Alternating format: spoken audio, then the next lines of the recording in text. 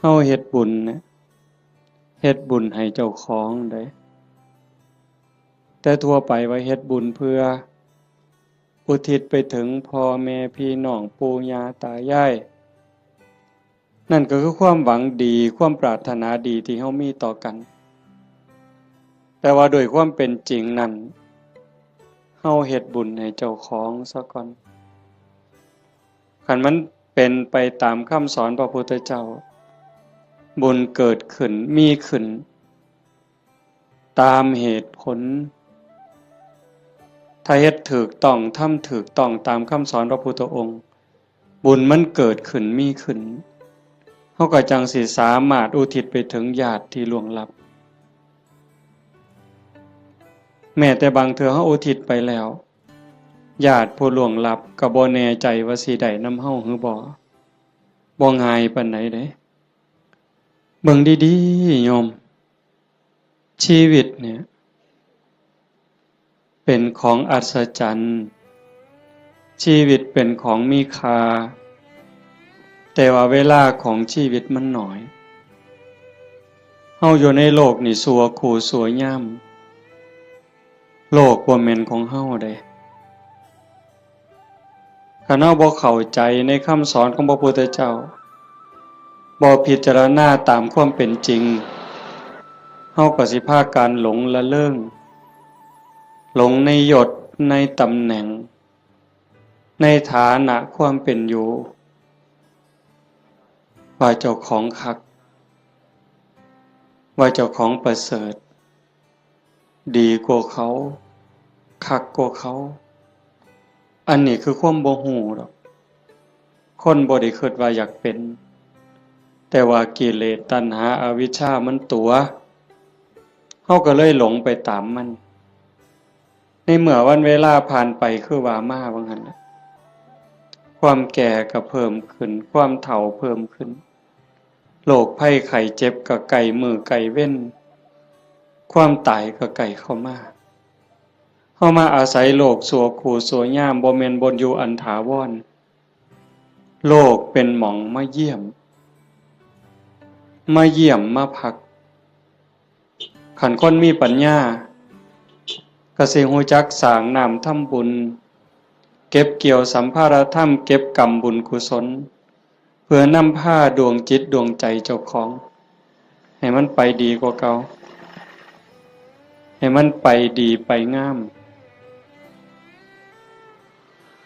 เพราะว่าถ้าตราบใดเฮายังบ่ทันถึงมรรคผลนิพพานการเวียนว่ายตายเกิดมีแน่นอน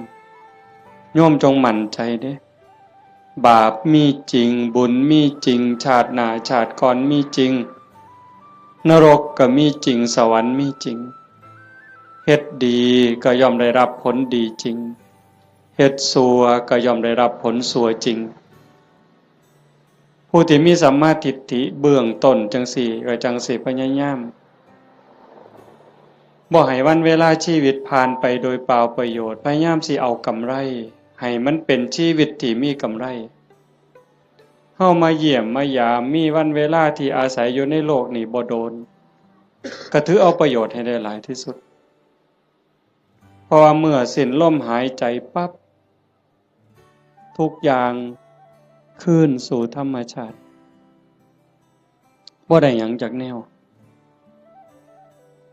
นอกจากว่าโลกเป็นสถานที่ที่เฮามาเยี่ยมมาเยือนมาพักชั่วคราวในขณะเดียวกันชีวิตส่วนที่เป็นร่างกายเนี่ยก็บ่แม่นของเฮาอีก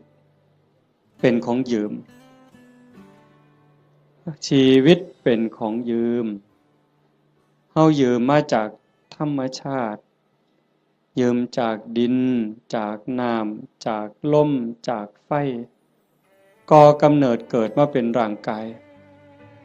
หมดเวลาก็ต้องคืนให้เขาดินเอาคืนให้ดินน้ำคืนให้น้ำลมคืนให้ลมไฟคืนให้ไฟแต่ว่าชีวิตส่วนที่เป็นจิตใจจิตวิญญาณก็ต้องเดินทางต่อไปในวัฏสงสารไปไสล่ะ บ่ฮู้ไปสู่อบายก็ได้นรกเปรตอสุรกายสัตว์เดรัจฉานผู้ที่สร้างบุญไว้บ่พอคือว่ารักษาจิตไว้บ่ดีก็ย่อมลวงลงสู่อบายแต่หากผู้ใดตั้งโตอยู่ในความบ่ประมาทคือญาติโยมทั้งหลายนี้เป็นผู้บ่ประมาทในความบ่เฒ่าบ่แก่บ่เจ็บบ่ไข้คิดว่ากูบ่ตายง่ายดอกเฮาบ่คิดบ่ประมาทในความบ่เฒ่าบ่แก่บ่เจ็บบ่ป่วยแล้วก็บ่ประมาทในวันเวลาของชีวิตมันสร้างบุญสร้างกุศลเชื่อว่าบุญกุศลนั้นเป็นที่เพิงผู้ที่เดินทางสายศีลสายธรรมละบาปบำเพ็ญบุญมันคัดเกลาจิตใจขันมันต้องจากโลกนี้ไปต้องตายลงโอกาสสิไปสู่สุคติไปสู่สวรรค์ไปสู่พรหมมันก็มีสูงแม้นว่าสิกลับมาเกิดเป็นคนอีกถ้ามันบ่ทันถึงพระอริยเจ้าขั้นสูงสุดมันก็ต้องกลับมาในเมื่อดวงจิตดวงวิญญาณมันได้เก็บเกี่ยวเอาบุญกุศลเป็นสมบัติของดวงจิตไว้หลายพอสมควรหลังจากหมดเวลาบนสวรรค์บนพรหมกลับมาเกิดเป็นคนอีกเถื่อเป็นคนงามรูปร่างหน้าตาผิวพรรณฐานะความเป็นอยู่ก็ดีสติปัญญาเฉลียวฉลาดโรคภัยไข้เจ็บหน่อยอายุยืนอันนี้เป็นเรื่องของบุญบุญเป็นผู้จัดสรรเป็นผู้ดลบันดาลเป็นผู้กำกับบุญนั่นจึงเป็นที่เพิงเป็นมิตรสหายในทุกๆสถานทุกการทุกเวลาแต่ว่าบาปนั้นมันตรงกันข้ามเป็นสิ่งตามหล่างตามพรานเป็นสิ่งที่ตามเผาล้นก่อให้เกิดความทุกข์ความเดือดร้อนคือผู้บ่ตั้งใจบ่เชื่อ สร้างบาปสร้างกรรมโดยกายวาจาใจความคิดก็บ่ถูกต้องคำเว้าก็บ่ถูกต้องการกระทำก็บ่ถูกต้องเฮ็ดอันใดก็หวังเอารัดเอาเปรียบผู้อื่นในชีวิตเป็นอยู่นี่ก็หาความสุขบ่พอมีความทุกข์อยู่เรื่อยมีความเดือดร้อนอยู่เรื่อยจากโลกนี้ไปก็ล่วงลงสู่อบายนรกเปรตอสุรกายสัตว์เดรัจฉานกลับมาเกิดเป็นคนอีกเถื่อทุกข์ลังเธอพิการตั้งแต่ในท้องตาบอดแน่หูหนวกแต่เกิดจังสิแข้งบ่ล่าขาบ่เกิงมือบ่ครบเป็นแนวใดโยมวะพิกลพิการทั้งร่างกายแล้วเกิดในตระกูลที่ยากจนขี้ร้ายพร้อม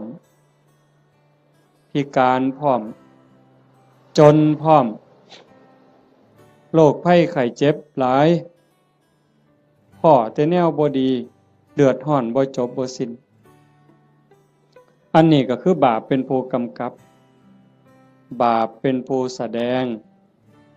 เป็นผู้กำกับการแสดงแล้วก็ส่งผลก่อให้เกิดความทุกข์ความเดือดร้อนผู้บ่ประมาททั้งหลายก็จังพยายามขนขวายในการสร้างบุญแต่มาจังว่าอนุโมทนาสาธุกับญาติโยมโดยเฉพาะเจ้าภาพ จริงๆกับเจ้าภาพทุกคนเจ้าภาพทุกคนที่มาร่วมกันในมื้อนี้เฮาตั้งใจสิเฮ็ดบุญกุศลอุทิศไปถึงโยมพ่อใหญ่ตาโยมแม่ใหญ่พุทธอุทิศแปลว่าให้เฮ็ดบุญหวังสิส่งไปฮอดโยมแม่ใหญ่ตาโยมพ่อใหญ่พุทธบุญรัตน์อันนี้ก็คือเจตนาอันนี้คือความหวังตั้งใจของญาติโยมทุกคนแต่ว่ามันสิเป็นไปดังใจบ่อาตมาเว้าค้างไว้ตั้งแต่ตอนต้นๆลังเถื่อเฮาคิดจังหนึ่งคิดจากได้จังสี่แต่มันก็บ่แม่นคือใจเฮาคิดหมดคันคือใจเฮาคิดหมดเฮาก็คือสิเป็นเศรษฐีกันสู่คนบ่มีผู้ใดอยากทุกข์จากคนบ่มีผู้ใดอยากขี้ร้ายตั้งแต่เลขบ่ทันซื้อก็หวังว่าสิถูกอยู่ บ่ต้องเว้าถึงซื้อแล้วเด้นี่อันนั้นคือความหวังถูกเลข3ตัวก็บ่เอาสำเร็จผู้ลางคนนี่อยากถูกฮอดรางวัลที่1บุญซื้อลอตเตอรี่ครับแต่มันเป็นคือคิดบ่ล่ะตั้งแต่ของอยู่ในโลกนี่เห็นกันอยู่เว้ากันอยู่มันก็ยังบ่แม่นอันนี้สิเฮ็ดบุญให้ผู้ตายนี่ห้วยไกลแห้งไกลความคิดชาโนดโสนีพราหมณ์นั่นเพิ่นเป็นคนเฮ็ดบุญอยู่บ่อยๆแล้วก็อุทิศบุญหาญาติไปกราบทูลถามพระพุทธเจ้า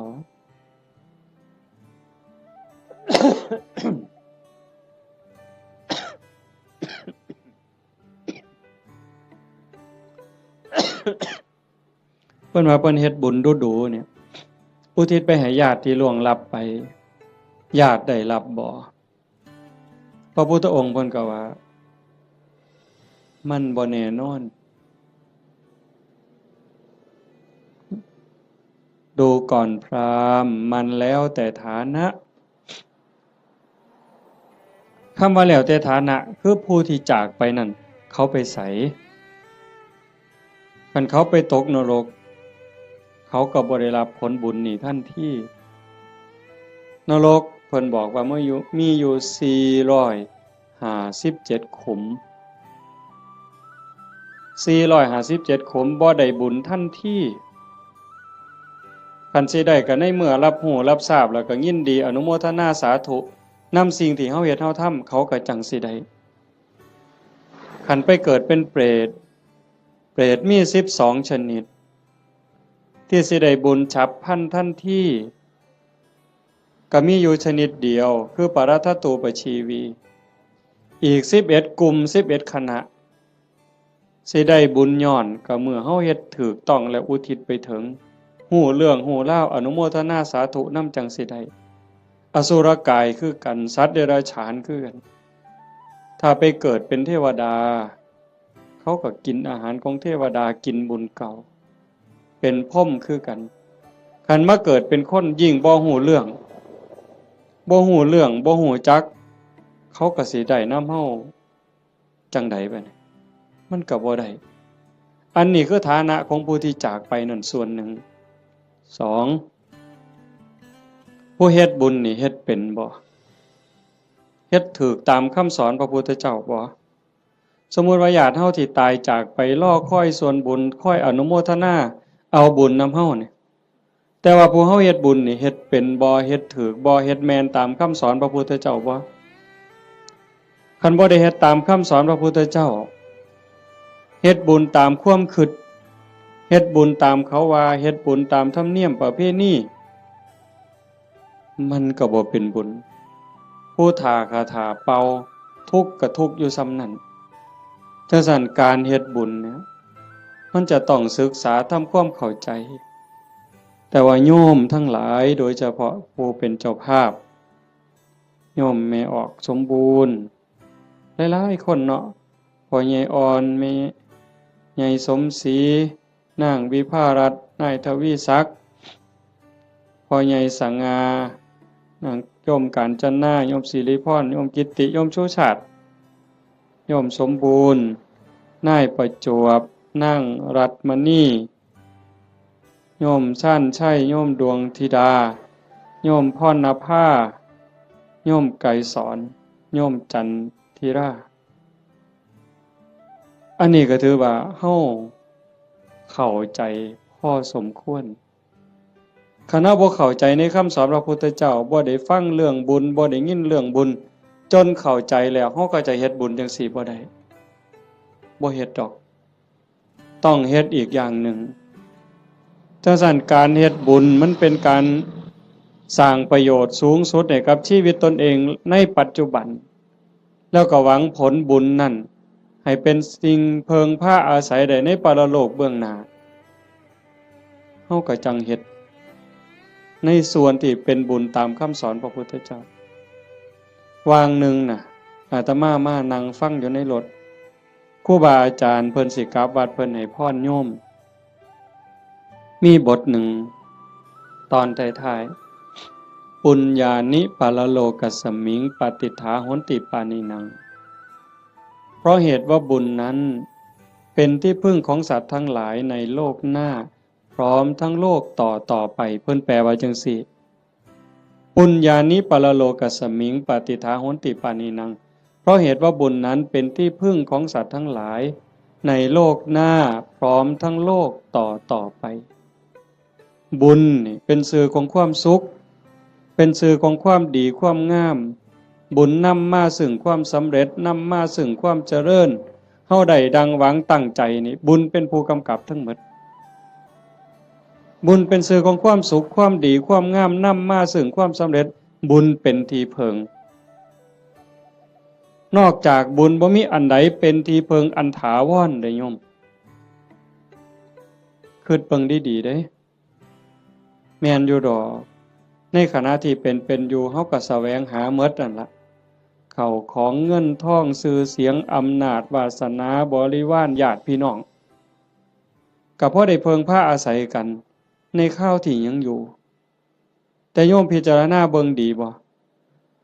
คนเฮาเพิงพาอาศัยกันได้จริงๆกันในข้าวที่มีศีลมีธรรมในใจเด้ในข้าวที่ทุกคนมีศีลมีธรรมเจือจานอยู่ในใจก็จังเพิงพาอาศัยกันได้คันถ้าศีลธรรมจืดจางไปจากใจแล้วผัวกับเพิงบ่ได้เมียกับเพิงบ่ได้ลูกกับเพิงบ่ได้โยมเปิดโทรทัศน์เบิ่งสิได้ยินเกือบซุมื้อเห็นเกือบซุมื้อผัวฆ่าเมียเมียฆ่าผัวพ่อแม่ฆ่าลูกลูกฆ่าพ่อแม่พี่น้องฆ่ากันหมู่ฆ่ากันผู้บางคนมีเงินหลายๆก็คิดว่าสิอยู่เย็นเป็นสุขบ่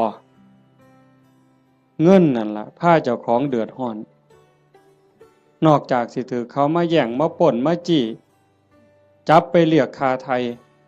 บางเทื่อเห็นว่าเจ้าของมีเงินหลายก็ไปข่มคนอื่นสร้างความเดือดร้อนให้ผู้อื่นก็โดนจับปรับไม้ใส่โทษเมื่อดีบ่ดีเขากู้เขายืมขาปิดปากขาล่างหนีก็มีเห็นบ่ล่ะมันจังบ่แม่นที่เพิงอันแท้จริงแต่ที่เพิงอันแท้จริงคือบุญคือโยมนั่งฟังเทศน์ฟังธรรมอยู่นี่เฮาได้เกิดมาเป็นคนเนี่ยคันบุญบ่หลายมันสิได้เป็นคนบ่เจ้าว่านกหนูปูปีกงัวควายสร้างม้าสัตว์เดรัจฉานทั้งหมดคันจะเว้าไปไล่ไปทั้งหมดตั้งแต่สัตว์นรกเวจีจนถึงภวกพรหมบ่มีผู้ใดที่บ่เคยพ่อเป็นแม่เป็นพี่เป็นน้องอาตมาบ่ได้เว้าเอาเด้พระพุทธเจ้าเว้าเด้ในวัฏฏะสงสารนี้ไม่มีใครเลยที่ไม่เคยเกิดเป็นพ่อเป็นแม่เป็นพี่เป็นน้องเป็นญาติร่วมสายโลหิตไม่มีใครเลยที่ไม่เคยเกิดเป็นสามีภรรยากันมาก่อนโยมอยู่นี่หลายๆคนเคยเป็นผัวเป็นเมียกับหนอนกับมดกับยุ่งที่มันมากัดเฮานี่นั่นคือวัฏฏะสงสารเป็นหยังเขาต้องไปเป็นแบบนั้นนั่นคือบุญเขาบ่พอสร้างบาปสร้างกรรมเฮามีบุญหลายได้รักษาศีล5ไว้มีกุศลกรรมบท10พอสมควรจังทรงให้เฮาได้เกิดมาเป็นคนได้เกิดมาเป็นคนแล้วบ่คือกันเห็นบ่หน้าตาบ่คือฐานะบ่คือสติปัญญาบ่คืออุปนิสัยใจคอบ่คือกันคนเดียวกันโยมเคยสังเกตเบิ่งเจ้าของบ่ตั้งเทื่อหูสองข้างบ่คือกันเด้แต่ละคน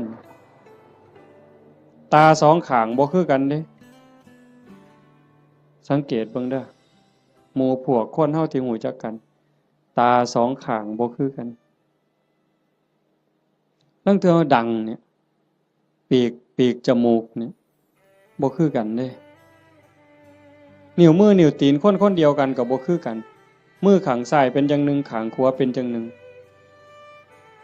เป็นหยังก็เป็นจังซั่นคันให้พระเจ้ามาออกแบบเอาคันว่าพระเจ้าเป็นผู้สร้างคันพระเจ้าเป็นผู้สร้างอาตมาว่าคนสิคือกันหลายเติบอยู่เด้เราสิขี้คร้านเฮ็ดแบบพิมพ์เนาะ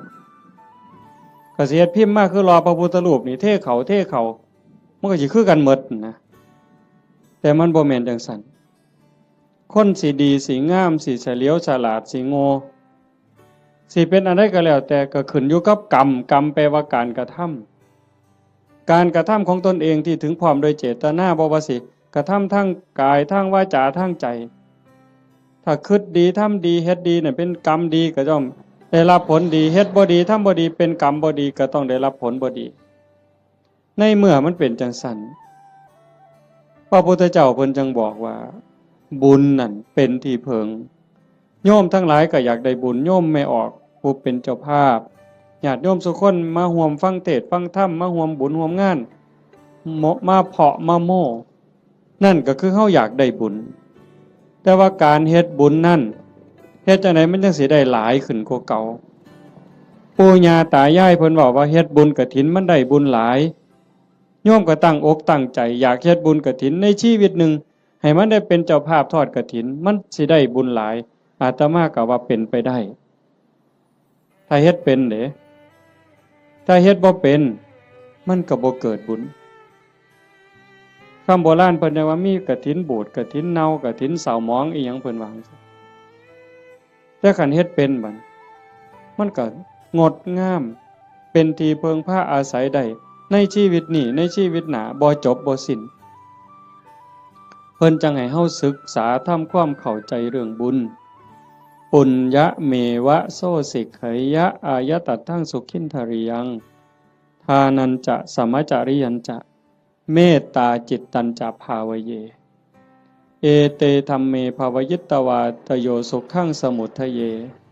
อภยาปัจฉังสุขขังโลกังบันติโตอุปปัชชติถ้าบุคคลใดปรารถนาบุญอันเลิศพึงศึกษาทำความเข้าใจเรื่องบุญนั้นให้ดีๆจงเลือกทำบุญชนิดที่มีความสุขเป็นกำไรโยมฟังเข้าใจบ่เนี่ยถ้าบุคคลใดปรารถนาบุญอันเลิศจงศึกษาทำความเข้าใจเรื่องบุญนั้นให้ดีๆจงเลือกทำบุญชนิดที่มีความสุขเป็นกำไรคำว่าบุญอันเลิศคือบุญประเสริฐดีงามประเสริฐเลิศเลิศก็แสดงว่าต้องมีสิ่งที่ตรงกันข้ามนั่นคือบุญกระจอกบุญกระจอกบุญบ่พอสิได้ประโยชน์ไปเนาะก็เอิ้นว่าบุญคือกันอยู่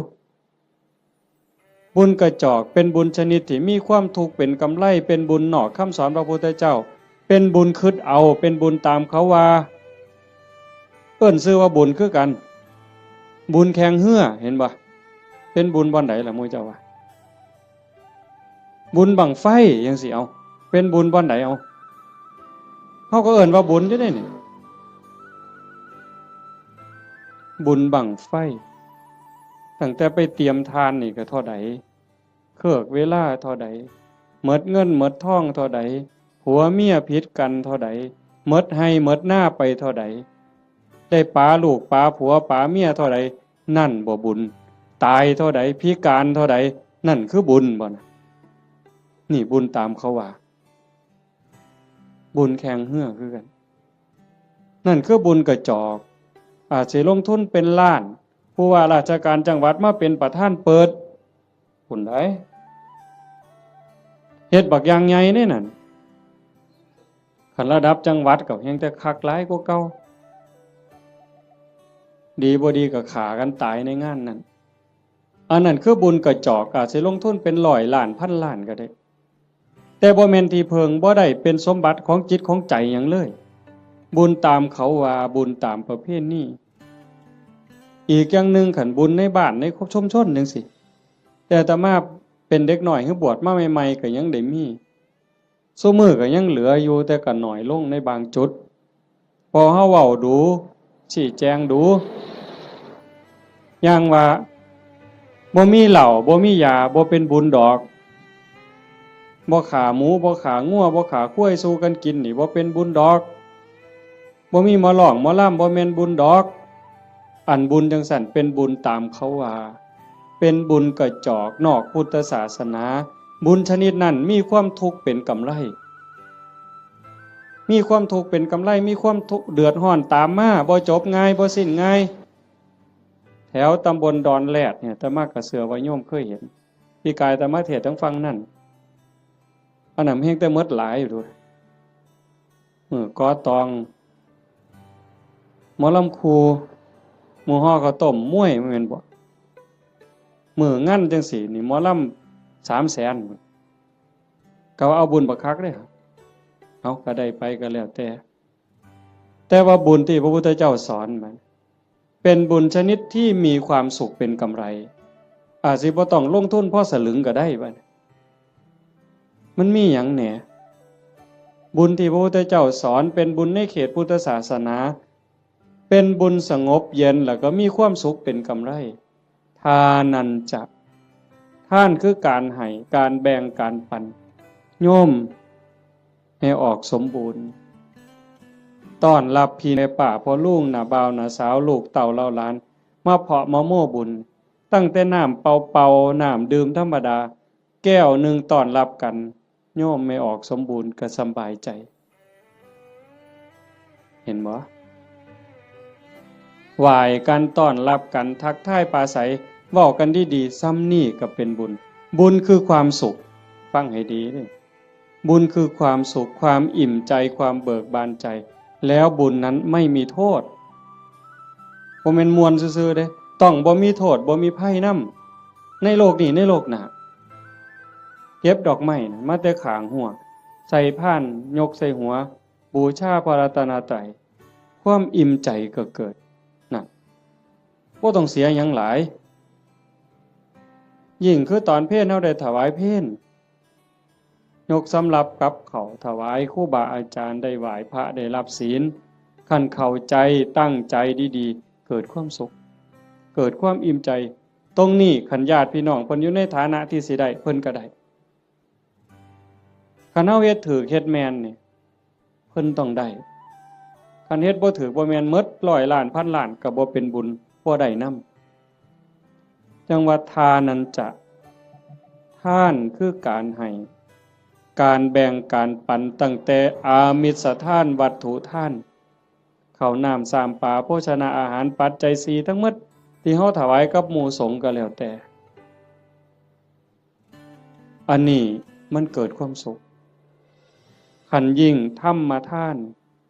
ให้ความรู้ให้ความเข้าใจที่ถูกต้องให้คำแนะนำที่เป็นประโยชน์ในการดำรงชีวิตที่เป็นศีลเป็นธรรมเป็นไปเพื่อความถูกต้องดีงามอันนั้นเป็นธรรมทานอานิสงส์ก็ยิ่งใหญ่กว่าเก่าบัดคันเลยไปฮอดอภัยทานล่ะให้อภัยญาติโยมเคยเป็นอยู่บ่เฮาเครียดให้คนเครียดให้หมู่ก็ตามให้เอื้อยให้อ้ายก็ตามให้พี่ให้น้องก็ตามให้ลูกให้หลานหรือให้ลูกไผลูกเขยเฮาเครียดเฮาขมกักไว้ในใจนี่มันทุกข์มันอุกมันอังแต่คันเฮารู้จักให้อภัยปั๊บอโหสิปั๊บมันก็คือกับบงหนองบงเสียน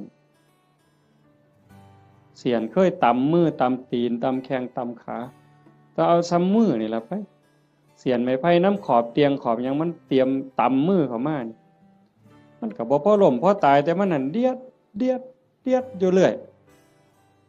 บัดเฮาตัดสินใจบงออกเคลียร์เอาหนามนั่นออกเอาเสียนนั่นออกปั๊บโล่งการให้อภัยก็เป็นจังซั่นฝีจังสิโยมเคยเป็นฝีบ่แต่ต่อมาเป็นเด็กน้อยฝีอยู่ก้นอยู่กับโพกโยมไม่ออกเพิ่นกีบักเขียบแหงกับเปลือกบักงิ้วกีจนมันใหม่ดำๆเอามาผสมกับปูนเคี่ยวหมากเอามาแปะมันดูดจุดปวดแต่มันคือยับออกปืดบ่โดนหัวฝีหลุดปกออกมาเศร้าเจ็บเศร้าปวดทันทีนั่นคือท่านเด้นี่อามิสทานก็มีประโยชน์บ่น้อยอานิสงส์บ่น้อย อานิสงส์สิเป็นขันเป็นตอนขันเรามันสิยาวโพดเอาง่ายๆจำพื้นฐานเนี่ยซ้ำสิเอาบุญเนาะโยมเนาะคือเมออกเมคั่วเนี่ยเฮ็ดอยู่เฮ็ดกินคือมาจังซี่ล่ะโจมพระเขาพระน้ำสู้กันกินแล้วบัดกินแล้วสิเอาถ้วยเอาซ้ำไปล้างคันเมคั่วเข้าใจจักน้อยสิเอาบุญเนี่ยเศษอาหารนี่เคลียร์ลงขยะแล้วมีแต่คราบไขมันคราบน้ำแกงเอียงต่างๆที่มันติดอยู่กับถ้วยกับจานแม่ครัวเอาน้ำเทใส่แล้วก็มือลูบในแก้วในถ้วยในจานนั่นแล้วก็คิดในใจก่อนสิเทน้ำลงดินโอ้ยน้ำเศษอาหารรสชาติอาหารติดอยู่กับน้ำนี่เทลงไปในดินให้สัตว์อาศัยในดินมันได้กินเด้อพวกขี้ไก่ดักไก่เดือนไก่มันได้กินแล้วไก่มันอยู่ดีมีแห้งสุขกายสุขใจเด้อแล้วเทลงไปปุ๊บซ้ำนั่นพระพุทธเจ้าว่าเป็นบุญที่นับประมาณไม่ได้แค่นี้เด้อโยมเพราะท่านได้เป็นหยังย่อนได้นี่เป็นบุญหลายจนนับประมาณบ่ได้ซ้ำเฮานับบ่ได้แล้วว่าฝนตกเนี่ยมันจักเม็ดแม่น้ำมูลแม่น้ำโขงแม่น้ำเจ้าพระยาหรือน้ำในทะเลเฮานับบ่ได้ว่ามันจักซ่อนจักแก้วจักขวดจักลิตรจักแองจักโองเฮาบ่สามารถจะนับได้เพียงแค่เฮาเทน้ำล้างถ้วยล้างจานลงในดินแต่เจตนาให้พวกเชื้อโรคพวกขี้ไก่เดือนให้มันได้กินซ้ำนี่ก็บุญมหาศาลพระพุทธเจ้าเพิ่นก็ยังไล่ขึ้นมาจากสัตว์เดรัจฉานร้อยเทื่อพันเทื่อก็บ่สู้ให้คนขี้เมาคนบ่มีศีลบ่มีธรรมตีหัวหมาด่าแม่คนคันให้พวกนี้เทื่อเดียวก็ได้หลายกว่าให้สัตว์เดรัจฉานร้อยเทื่อพันเทื่อให้คนบ่มีศีลบ่มีธรรมจังสันร้อยเทื่อพันเทื่อก็บ่ได้บุญหลายเท่าให้โยมผู้มีศีลหาเทื่อเดียวเพราะว่าคนมีศีลมีธรรมมันสิเฮ็ดโลกนี่สงบร่มเย็นแล้วก็เป็นประโยชน์นำกันอีกให้คนผู้มีศีลหาร้อยเทื่อพันเทื่อก็บ่ได้บุญหลายเท่าให้ผู้มีศีล8พอใหญ่แม่ใหญ่เฮาไปจำศีลอยู่วัดในมื้อวันพระวันศีลหรือมีงานปฏิบัติธรรมไปนุ่งขาวห่มขาวนั่นล่ะเป็นเนื้อหน้าบุญผู้ศีลหาบริสุทธิ์ร้อยเทื่อพันเทื่อก็บ่ได้บุญหลายเท่าให้ผู้มีศีล8เทื่อเดียวให้ผู้มีศีล8ร้อยเทื่อพันเทื่อก็บ่ได้บุญหลายเท่ากับให้เน้นน้อยผู้เดียวได้บัดเน้นน้อยศีล10เด้ให้เน้นน้อยศีล10ร้อยเทื่อพันเทื่อก็บ่ได้บุญหลายเท่ากับให้พระภิกษุศีล227เทื่อเดียวให้ผู้พระภิกษุเนี่ยศีล227ร้อยเทื่อพันเทื่อก็บ่เกิดบุญหลายเท่ากับให้นักบวชนอกศาสนาที่เขาฝึกฝนอบรมบ่มจิตบ่มใจจนคมราคะความรู้สึกระหว่างเพศขาดสะบั้นลงแล้วไล่ขึ้นมาอีกเป็นเก่าชั้น10ชั้นพุ่นบ่ไล่ดอกจนฮอดพระพุทธเจ้าจนฮอดสงฆ์ที่มีพระพุทธเจ้าเป็นประธานอานิสงส์ก็หลายขึ้นให้กับคณะสงฆ์ที่มีพระพุทธเจ้าเป็นประธานร้อยเทื่อพันเทื่อก็บ่ได้บุญหลายเท่ากับสร้างวิหารกันแดดกันฝนกันลมสร้างวิหารร้อยหลังพันหลังก็บ่ได้บุญหลายเท่ากับให้ธรรมะเห็นบ่บัดนี้ตัวนี้บ่เสียหยังแล้วเด้บัดบ่สู้ให้ธรรมะเป็นท่านในความรู้ให้ความเข้าใจอย่างว่าให้ธรรมะเป็นท่านก็ได้บุญได้กุศลมาอยู่ได้บุญได้เกิดความร่ำรวยได้เกิดความงามความดีแต่ว่าบางเทื่อมันก็ยังแบกศาลานั่นกูก็สร้างกุฏินี่ก็สร้างโบสถ์ก็สร้างกฐินก็เฮ็ดซุปีคันบ่มีกูนี่บ่ว่าทีเดียวเลยบัดนี้เป็นจังได๋บัดดีบ่หลวงพ่ออย่าเว้ายากเด้บ่เฮ็ดกฐินให้เด้เป็นจังได๋บัดบ่มาก็ได้เด้วัดนี่นั่นครูพระแล้วนั่นเพิ่นว่าเพิ่นคักซั่นเด้จังต้องมาที่อภัยทานรู้จักให้ธรรมะรู้จักให้อภัยคือจิตทำจิตให้ว่างทำจิตให้เป็นอิสระ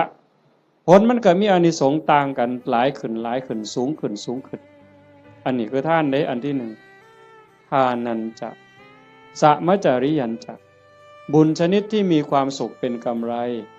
สม่ำเสมอควบคุมอากัปกิริยาคำปากคำเว้าให้เป็นไปโดยสงบเสงี่ยมอันนั้นคือศีล สำรวมวาจาใจให้เรียบร้อยศีลนี่จังมีอานิสงส์หลายเพราะว่าของมาท่านลักมากก็ได้โกงมากก็ได้ปล้นมากก็ได้ขามากก็ได้ได้บุญหลายแต่มันอาจสิบ่บริสุทธิ์เห็นบ่ศีลมันเป็นอุบายออกจากการเบียดเบียนตนเองก็บ่เดือดร้อนคันมีศีลเด้คนอื่นก็บ่เดือดร้อนเป็นหยังโยมก็เข้าใจอยู่ศีลข้อที่1เจตนาเป็นเครื่องงดเว้นจากการทำสัตว์ที่มีชีวิตให้ตกร่วงบ่ว่าถึงขาเลยแม้แต่เบียดเบียนเขาหักแข้งหักขาหักปีกเขาก็บ่เฮ็ดให้เขาผากพ่อผากแม่ผากลูกก็บ่เฮ็ดมันเป็นทุกข์มันเดือดร้อนคันเฮามีศีลข้อที่1โลกทั้งใบก็สงบบ่มีผู้ใดย้านไผสิทำอันตราย2ทรัพย์ที่ดินที่ดอนเงินทองแก้วแหวนของผู้ใดผู้ใดก็หักของผู้ใดก็แพงเขาก็คือเฮาเฮาก็คือเขาชีวิตและทรัพย์สินกันว่าข้อที่1อีกจักหน่อยร่างกายอย่าว่าแต่มาเข็นมาขาเถาะทุบตีก็บ่เอาไปเอามานี่แม่ออกพ่อออกเคยเป็นบ่หมอสิฉีดยาป้องกันโรคป้องกันภัยเขาสิฉีดวัคซีนบ่ให้เฮาเจ็บเฮาป่วยบางเทื่อก็เจ็บบ่ให้เขาฉีดตั้งแต่ไปโรงเรียนนี่ครับว่าหมอสิฉีดยามื้ออื่นนี่ห้วยข่อยไข้ลดแล้วข่อยบ่ไปแล้วเห็นบ่นั่นคือชีวิตเขาก็คือเฮาคือเขาทรัพย์สินสมบัติคือกันข้อ3ลูกหลานผัวเมียพี่สาวพี่ชายน้องสาวน้องชายผู้ใดก็คือกันผู้ใดก็ฮักผู้ใดก็หวงญาติพี่น้องของเจ้าของสามีภรรยาลูกหลานเจ้าของคันเฮาเห็นอกเห็นใจกันจังซี่คันบ่ได้แต่งการแต่งงานบ่แม่นว่าเฮาฟังคือตื้นเข้าใจกันเพิ่นๆว่าศีลข้อที่3นี่ไม่ให้ล่วงเกินสามีภรรยาคนอื่นจริงๆบ่แม่นแต่ผัวเขาเมียเขาเด้ลูกหลานพี่สาวพี่ชายน้องสาวน้องชายคันบ่ทันได้เข้าพิธีแต่งงานสมรสพ่อแม่เขาบ่ทันอนุญาตเฮาไปล่วงเกินเขาก็ผิดศีลข้อนี้หมดข้อ2เจตนาเป็นเครื่องงดเว้นจากการถือเอาสิ่งของที่เจ้าของเขาไม่ได้ให้สิยักยอกสิปล้นเอาลักเอาว่าห้ามลักเดี๋ยวปล้นเอาซะดอกมันสิว่าก็บ่แม่น4เจตนาเป็นเครื่องงดเว้นจากการพูดเท็จเฮาก็บ่อยากให้ไผตัวเฮาบ่อยากให้ผู้ใดมาเว้าให้เฮาผิดอกผิดใจบริวารคือว่าองค์ประกอบที่จะเฮ็ดให้มันผิดให้มันเศร้าหมองนี่นอกจากโกหกแล้วก็ยังมีเว้าส่อเสียดยุยงให้แตกร้าวสามัคคียุให้ผู้นั้นผิดกับผู้นี้เว้าเพ้อเจ้อไร้สาระหาแก่นสารบ่ได้เว้าคำหยาบคำห้ายคำด่าที่ฟังแล้วเฮ็ดให้ทุกข์ใจเจ็บใจอันนี้ก็ต้องงดเว้นอันนี้เป็นศีลเนี่ยเจตนาเป็นเครื่องงดเว้นจากการดื่มเสพเครื่องดองของเมาเฮาก็สิคิดว่าแต่บ่กินเหล้าอย่างเดียวบ่ให้กินเหล้ายาม่าสูบได้บ่กัญชาเฮโรอีนได้บ่จริงๆเพิ่นมีทั้งสุราทั้งเมลัยทั้งของเมาต่างๆคันเฮาไปเสพไปสูบทั้งอมทั้งดมทั้งเคี้ยวเฮ็ดให้ขาดสติสัมปชัญญะบางเทื่อเป็นบ้าอย่างมันคั่งยาบ้าจับแม่เจ้าของปาดคอพ่อเจ้าของปาดคอมันดีบ่ใดบัดคันเฮาเฮ็ดได้จังซี่มันก็เป็นเครื่องคุ้มครองบ่เบียดเบียนตนเองบ่เบียดเบียนผู้อื่นความเดือดร้อนก็บ่ต้องเกิดขึ้นในโลกในสังคมอันนี้คือบุญชนิดที่มีความสุขเป็นกำไรที่พุทธเจ้าเพิ่นสอนข้อที่2 3เมตตาจิตตัญจภาวะเยสร้างความหักความแพงความเมตตาความหวังดีต่อกันให้มันหลายขึ้นให้มันเจริญขึ้นอย่างเฮาเฮ็ดสมาธิเบิ่งญาติโยมหลายๆคนท่าทางนี่เฮาเป็นคนวัดคนว่าจำศีลภาวนาไปปฏิบัติธรรมนำครูบาอาจารย์บนหันบนนี้ สังเกตเบิ่งบ่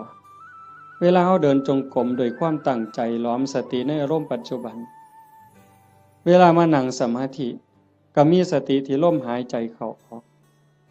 คัน10นาทีผ่านไป20นาทีผ่านไปคันฮอด30นาทีแห่งแต่สุดยอดคันเรามีสติในอารมณ์ปัจจุบันลมหายใจเข้าก็ฮู้ลมหายใจออกก็ฮู้ลมสั้นก็ฮู้ลมยาวก็ฮู้ใจโยมสินิ่งใจนิ่งใจสบายกายเบาจิตเบาความรู้สึกที่เป็นสุขมันจะเกิดขึ้นสมองก็ปลอดโปร่งเบากายเบาใจความคิดอันดีอันงามเกิดขึ้นมาคันมันหลายไปกว่านั้นอีกสงสารคนรู้โตนคนบ่เว้าแต่ว่าคนที่ฮักกันแพงกันเด้แม้แต่คนเป็นครูกรรมครูเวรด่าเฮากลั่งแกเฮาเบียดเบียนข่มเหงเฮาก็สิมีความเมตตาให้เขารู้โตนเขาอีกต่างหากเขาเบียดเบียนข่มเหงฆ่าตีเฮานี่สิเอาโทษเอาเรื่องผู้อื่นสิเอาโทษยุให้เอาโทษจับเข้าคุกเข้าตารางปรับไหมใส่โทษเฮาผู้ถูกตีถูกขาหัวล่างข้างแตกแขนหักขาหักบางเทื่อโอ้ยบ่ว่าหยังดอกรู้โตนมันให้อภัยมันซะเห็นบ่คันคนในโลกมีจิตสภาพนี้ล่ะโยมว่ามีใจเป็นจังซี่ล่ะที่โอบอ้อมไปด้วยศีลด้วยธรรมจิตที่ถูกห่อหุ้มด้วยศีลด้วยธรรมด้วยความเมตตาต่อกันโลกมันสิเป็นจังไดโยมว่าที่มันวุ่นวายอยู่จังซี่ย้อนคนขาดศีลขาดธรรมบ่ใส่ใจต่อศีลต่อธรรมก็เลยมีแต่ความเห็นแก่เนื้อแก่ตัวเอาเปรียบแม้กระทั่งเมียเจ้าของบ่ต้องเว้าผู้อื่นเด้เอาเปรียบเมียเจ้าของเอาเปรียบผัวเจ้าของลูกเต้าเอาเปรียบพ่อแม่แน่นอนเลยเลี้ยงมาพาใหญ่ตั้งแต่พูนอุ้มผ้าค่าทองยากปานใดไม่ออกหูดีบ่ต้องจักถามดอกว่าพ่อแม่สิฮักเฮาส่ำใดห่วงใยเฮาส่ำใดโยมถามเจ้าของฮักลูกแต่มื้อใดยายถามจักหน่อยนี่โยมฮักลูกแต่มื้อใดเกิดไสเกิดจากท้องหรือเกิดในท้องบ่ยายว่าเกิดออกจากท้องมาฮักเลยแต่อาตมาเห็นว่าผู้บางคนนี่ส่วนหลายฮักตั้งแต่ว่าลูกมีในท้องว่าตั้งท้องแล้วฮักเลยลุกก็ระวังย่างก็ระวังกินก็ระวังนอนก็ระวังสิกินอันใดลงไปคันถ้าแม่นเจ้าของมักปานใดเคยกินเคยแซ่บแต่คันว่ามันสิเฮ็ดให้ลูกแสบลูกร้อนหยุดนั่นคือความฮักเด้ฮักตั้งแต่ว่าลูกอยู่ในท้อง9เดือน10เดือนคลอดมาก็เกือบล้มเกือบตายเชื่อว่าทุกคนนี่มือออกลูกนี่บ่มีผู้ใดม่วนปานใดดอกเทิงห้องเทิงไห้จมให้ผัวซ้ำผู้บางคนเครียดให้ลูกบ่สร้างลูกบ่ว่าฮักตั้งแต่คาท้องบ่ฮู้ซ้ำว่าลูกในท้องนี่มันสิเป็นผู้หญิงหรือเป็นผู้ชายสิพิการบ่สมบูรณ์บ่สิขี้ร้ายหรือสิงามสิเกิดมาทำร้ายเจ้าของบ่สิเป็นคนดีหรือเป็นคนชั่วบ่เกี่ยวกันบ่สนใจเลยฮักอย่างเดียวบัดลูกเกิดมาแล้วเลี้ยงมาลำบากปานใดหมดข้าวจักเหล้าตัวสิใหญ่แต่ละคนหมดเสื้อผ้าจักผืนหมดเงินจักแสนแต่งการแต่งงานให้แล้วบ่เฮ็ดเฮือนเฮ็ดซ่านให้อีกแล้วบ่มีทางออกลูกมากก็มาให้แม่เลี้ยงพ่อเลี้ยงคือเก่าพูดไปหาซื้อขนมกินอยู่กรุงเทพพอหลานมาให้ยายเลี้ยงแทนที่สิได้ลงวัดลงว่าจังหันจังเพี้ยนบ่ค่าหลานยายบางคนก็พะโล้เด้เอาแต่หลานมาอ้างยากแทนที่สิได้เข้าวัดเข้าว่าเตรียมตัวตายเอาบุญให้หลายๆบ่เอาหลานมาอ้างขี้คร้านไปวัดเงินเดือน500ก็ซื้อขนมจนเกลี้ยงบ่ได้ ว่าเลี้ยงหลานใหญ่แล้วก็สิไข่ดอกเพิ่นหลานใหญ่มันเราออกเรียนมาอีกตายเจ้าเสร็จอีกคือเก่าไปบ่รอดเพิ่นว่าเฮ็ดจังไดบัดนี้สิมาวัดตอนมาอยู่ข้างกำแพงบ่เมื่อเลยมาเทื่อเดียวอยู่เลยเด้อบัดนี้ฮู้แม่นแนวซั่นบ่เห็นบ่คันเฮาได้พิจารณาอีหลีอีหลอนี่จากทานมาสู่ศีลมาสู่ภาวนาความเมตตาหวังดีต่อกันมันสิเกิดจริงๆการสร้างบุญการเฮ็ดบุญมันมีรายละเอียดหลายโยมตั้งแต่การให้ทานซื่อๆนี่ทานอย่างเดียวนี่น้ำขวดเดียวข้าวปั้นเดียวพักเส้นเดียวก็ตามบุญต่างกันอยู่ที่เจตนาการให้ด้วยความศรัทธาเชื่อในคำสอนของพระพุทธเจ้าบาปมีบุญมีชาติหน้าชาติก่อนมีเชื่อมั่นใจจังซั่นเนี่ยเวลาผลบุญมันออกมาออกผลเฮาสิเป็นคนรวยพร้อมงามพร้อมปัจจุบันก็จิตใจร่ำรวยบุญกิริยามารยาทก็งดงามงามภายนอกงามภายในงามภายในทรงไปสู่ภายนอกเกิดชาติใหม่พบใหม่งามพร้อมรวยพร้อมนี่กันในท่านโดยศรัทธาแปลว่าเชื่อใจหมั่นใจไว้ใจว่างใจ2ให้ท่านด้วยความเคารพในวัตถุท่านเคารพในผู้รับท่านอาตมาบอกข้างไปตอนต้นมันแล้วแต่ฐานะที่ชาโนโสนิพามถามพระพุทธเจ้ามันแล้วแต่ฐานะมันมีหลายระบบอีกหลายเหลี่ยมอีกผู้รับท่านน่ะมีศีลมีธรรมบ่อย่างคือทอดกฐินนี่ครูบาอาจารย์เพิ่นมีศีลมีธรรมได้ฝึกฝนได้อบรมมื้ออื่นเวลาพ่อใหญ่พาไปกาวกฐินฮือย่ายผู้เป็นเจ้าภาพอุ้มผ้ากฐินถวายเนี่ยมื้อนั้นอาตมาไปเห็นอยู่วัดหนึ่งเพิ่นนิมนต์ไปรับนำเพิ่นเขียนคำถวายให้เจ้าภาพนี่อุ้มผ้าไตจีวรตั้งนะโมแล้วก็พาหมู่ว่าอิมังพันเตกฐินะจีวรทุตสังอาตมาก็เหลียวเบิ่งหน้าเจ้าภาพก็คิดเบิ่งใจเจ้าภาพคิดเบิ่งใจญาติโยมอีกหลายๆคนโยมว่าเป็นตาอ่อนซ่อนบ่ในชีวิตหนึ่งเขาได้อุ้มผ้าไตรจีวรกาวถวายสังฆทานถวายผ้ากฐินว่าเป็นบุญใหญ่เป็นบุญสุดยอดมันสิเป็นความภูมิใจสิเป็นบุญปานใดโยมว่าคิดเบิ่งเด้อยายชีวิตหนึ่งนี่เฮาให้ได้เฮ็ดคันบ่ได้เฮ็ดกองใหญ่เป็นเรื่องเป็นราวคือเพิ่นกลับไปห่วมเพิ่นเฮ็ดได้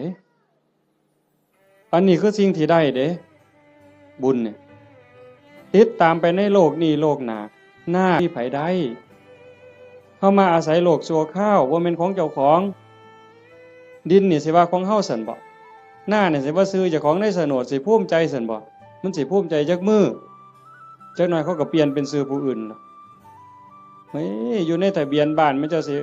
สถานะเจ้าบ้านนี่ชื่อขึ้นก้อนหมู่นั่นสถานะเจ้าบ้านน่ะจะร้องตายบางทีพอ24ชั่วโมงยังเขามาทับตาแดงใส่ปรับหล่นตายว่าซั่นว่าเจ้าบ้านเจ้าบ่ต้องไปไสได้เจ้าอยู่หั่นเด้คันแม่นเจ้าบ้านอีหลีนั่นต้องเป็นเจ้าของอยู่ตลอดมันบ่แม่นหน้าก็บ่ได้สวนก็บ่ได้รถก็บ่ได้บ่ได้หยังจักอย่างแนวใดคือบุญนี่แนวใดเพิ่นจังว่าต้องทำความเข้าใจอีหยังให้มันหลายๆท่านก็เฮาให้ด้วยความศรัทธาให้ด้วยความเคารพในผู้รับท่านครูบาอาจารย์เป็นผู้มีศีลมีธรรมผู้รับท่านเป็นหมู่สงฆ์เฮาถวายเขาสงฆ์เจ้าของเองก็เป็นผู้บริสุทธิ์ย้อนหยังสะอาดย้อนหยังย้อนศีลก่อนสิทำบุญให้ท่านถวายต่างๆเพิ่นจังให้เฮาสามารถทานศีลนั่นคือชำระความเศร้าหมองในใจ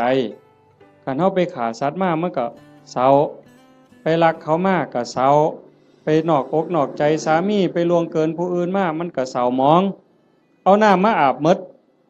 น้ำทะเลมันก็บ่สะอาดใจบ่สะอาดดอกไปตัวเข้ามาไปดื่มเสพเครื่องดองของเมามาสิใส่ผงซักฟอกอันใดสบู่อันใดล้างออกมันก็บ่สะอาดแต่ขันสามารถทานศีลปั๊บปานาติปาตาทินากาเมมุสาสุราปั๊บพระสงฆ์เพิ่นสรุปศีลให้ปั๊บสำบายใจล้างความหม่นหมองความเศร้าหมองในใจนั่นออกมา นั่นเป็นผู้บริสุทธิ์นี่เด้มันสิเกิดพละอานิสงส์หลายมันแล้วแต่ฐานะสิเกิดบุญจังไดนี่หนึ่งผู้ให้บริสุทธิ์สองวัตถุที่มาทำบุญก็บริสุทธิ์สามผู้รับก็บริสุทธิ์ผ่ากฐินมาทอดกฐินนี่มันสิบริสุทธิ์บ่เป็นกฐินเนากฐินบูดกฐินเศร้าหมองบ่ผ่านั่นบ่ได้ลักไผมาบ่ได้ยืมไผมาเป็นของที่เกิดโดยหยาดเหงื่อแรงงานด้วยความบริสุทธิ์ผ่าเก่าก็ได้ย่ายผ่าเก่าก็ได้กลางเก่ากลางใหม่ก็ได้ผ่าใหม่ก็ได้ผ่าบางสุกุลก็ได้ไปเก็บมาจากกองขยะผุ่นก็เป็นกฐินได้ไปเก็บมาจากกองขยะสีกได้เธอค่ะทอนละซ้ำฝ่ามือทำศอกซ้ำแขนมาหงิบต่อกันเฮ็ดผ้าสบงได้ผืนหนึ่งเก่าๆก็ได้แต่ว่าเป็นกรรมสิทธิ์โดยชอบธรรมโดยความถูกธรรมนั่นคือวัตถุท่านที่บริสุทธิ์บุญกุศลมหาศาลแล้วก็ประกอบกับเจตนาอีกก่อนให้นี่มีศรัทธาบ่ตั้งใจไว้ดีบ่คันมีความศรัทธามีความเหลื่อมใสของนั้นแม้นมันสิน้อยสิราคาหลายปานใดพักเครื่องเส้นแต่ก่อนให้มีความศรัทธามีความตั้งใจสักกจังทานังเทติให้ท่านด้วยความเคารพด้วยความศรัทธาเนี่ยของนั้นมันสิมีค่ามีราคาหน่อยเฮาตั้งอกตั้งใจถวายพระพุทธเจ้าว่าบุญบ่น้อยของได้มาด้วยความชอบธรรมได้มาแล้วโดยธรรมเป็นของบริสุทธิ์ก่อนให้ก็มีศรัทธามีความเหลื่อมใสในขณะที่ยิบยื่นให้ทรงให้ยกประเคนก็ภูมิใจดีใจให้ไปแล้วหลังให้ก็มีความปีติยินดีคิดพ่อย่ามใดก็สุขใจอิ่มใจภูมิใจจนน้ำตาหลั่งน้ำตาไหลบุญจะเกิดอันนี้คือฐานะที่เฮ็ดให้บุญมันมีพลังสามให้ท่านตามการกฐินนี่ก็ประยุกต์เข้ามาในหันเพราะว่าวัดหนึ่งรับได้เทื่อเดียวในรอบปีเดือนเดียวเท่านั้นคันมือร้อยกระทงไปแล้วสิมีเงินแบ่งพันนี่เต็มปะล่ำนี่ก็ทอดกฐินบ่ได้หมดโอกาสเห็นบ่มันถือการถือเวลาคันผู้ใดให้ท่านตามการตามเวลาเพิ่นบอกว่าเมื่อบุญมันออกหมากออกผลเต็มที่แล้วตกทุกข์ได้ยากลำบากลำบนบ่อนใดอยู่ไสก็ตามสิมีคนซอยเหลือแม่นเว้ากันบ่ฮู้เรื่องก็สิมีคนซอย